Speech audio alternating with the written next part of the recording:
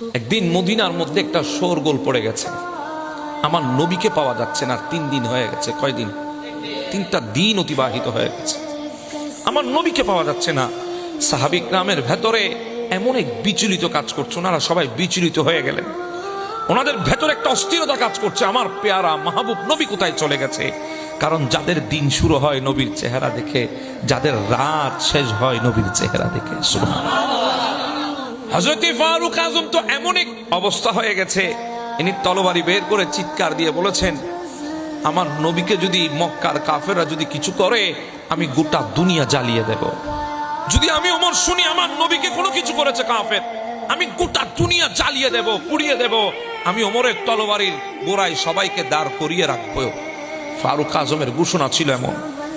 হযরত ওসমান যুন্নুরাইন বলেছিলেন, কাশ যদি আমার নবীর খবর যদি আমাকে কেউ এনে দিতে পারো, আমার নবী কোথায় গেছে যদি কেউ আমাকে বলতে পারো, আমি আমার যত ধন সম্পদ আছে সবগুলা আমি ওই বান্দাকে দান করে দেব। কারণ ইনি তো আমার নবীর জন্য এমন দিওয়ানা ছিলেন। যারা গিয়েছেন তারা দেখেছেন জান্নাতুল বকি শরীফ, মদিনার ঐতিহাসিক কবরস্থান।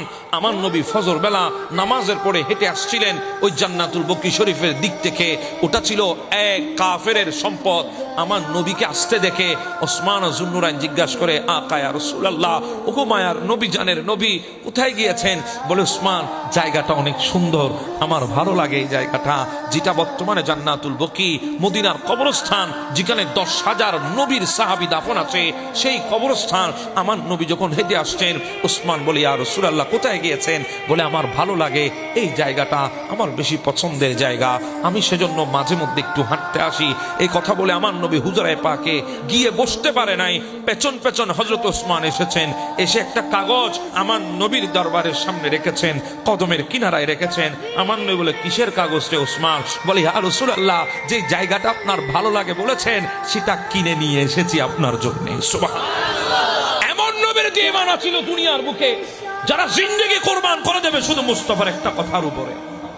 দিওয়ানা হয়ে গেছেন পৃথিবীর বুকে। নবীর এমন দিওয়ানা ছিল মাওলা আলী শের হুদা কাররামাল্লাহু তাআলা ওয়াজহাহুল করিম।